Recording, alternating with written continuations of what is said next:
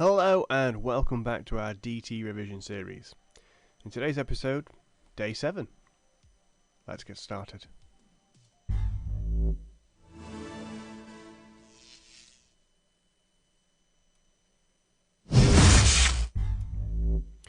Okay, so on the 7th day of DT, my DT teacher sent to me 7 facts on fibres. And we're going to break it down to 3 different parts for you. So our first part is going to be natural fibres.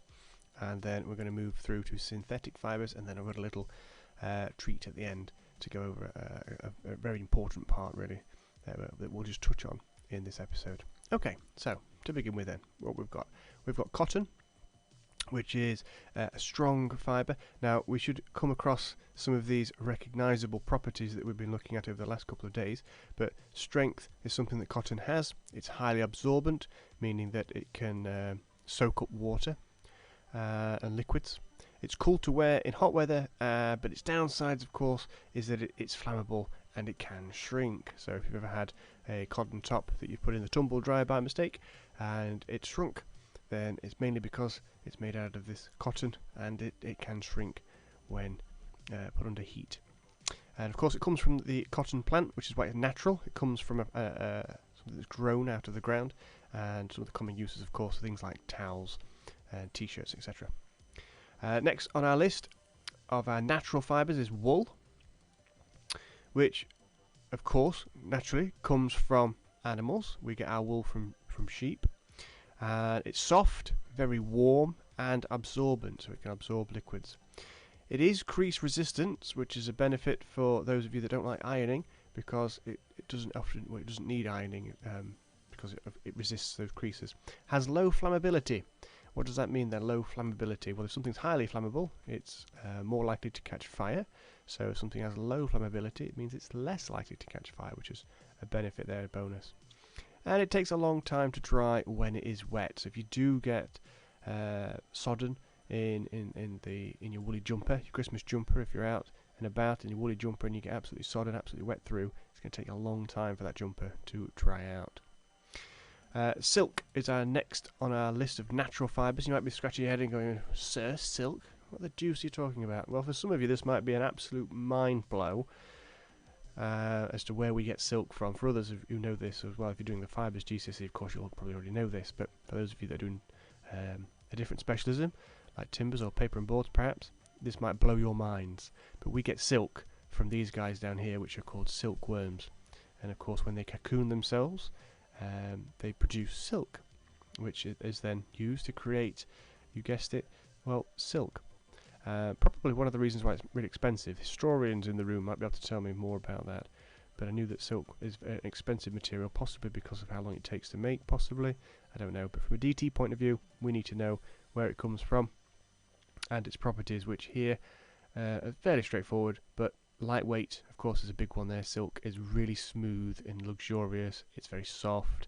It is expensive, as I touched on before. Weak is its downside, and when it's wet, it creases really, really easily. I mean, even just draped over, I don't know what that would be, but a bar or whatever it is, coat hangers or anything like that, you can see it's starting to crease up. Even just being hung, it's starting to crease. So, yeah, there's a negative there. What would I want you to do with this? Again, like we've been doing before, revision card wise, it would probably be doing something like this. Set it up with cotton on one side and then its properties on the other side, possibly even a little diagram to help you remember what they are. And then, of course, you can flip these cards over. So you've got 3 here for natural fibres. We're doing 7, of course, being the 7th day. And now we're going to move on to something called synthetic fibres. Now, synthetic fibres coming from us, the human beings, we make these. So we've got polyester. Polyester is really strong, again, that property there. Durable, which is what we learnt about on the 5th day and the 4th day. We looked at durability. With low flammability, so we know that it won't catch fire very easily. It is non-absorbent and resists creases. It is not a warm fabric. So here we go, we've got the classic raincoat here. Really good because the rain hits it, and like it suggests with the word poly there, we're talking about plasticity and plastics. So it's like a plastic coating, and it's just going to let that water bounce off, and you're going to stay nice and dry inside there, so great for that. Downside, of course, they're not very warm, so you're going to get quite cold. You're going to be dry but cold. So often you'll notice that these jackets, wait for it, oh yeah, they come with a fleece lining, or they come with a jumper or something like that to put underneath. Next we have our nylon, or our polyamide, which is lightweight but strong and hard wearing, and often found in things like tights or ropes. You might have heard of nylon rope before, which is good because it's obviously it's lightweight, so it's not going to weigh things down, and its strength as well. It's also crease resistant, so it's very unlikely that you're going to find tights with creases in them. Warm and non-absorbent, so it can be damaged.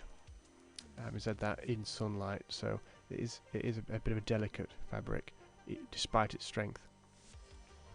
Next on our list is elastane, but most people would know it as Lycra.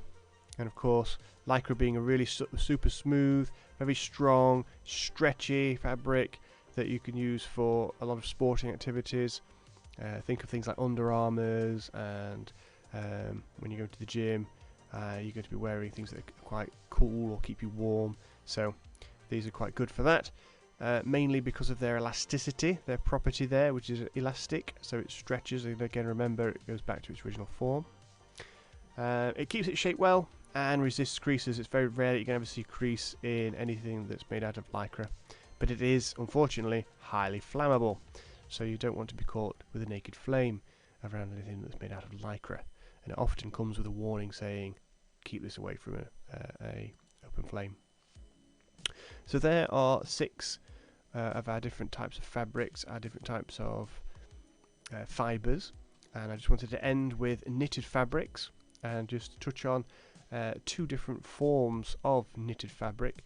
And it's made from interlocking loops, so you can see here we loop these together.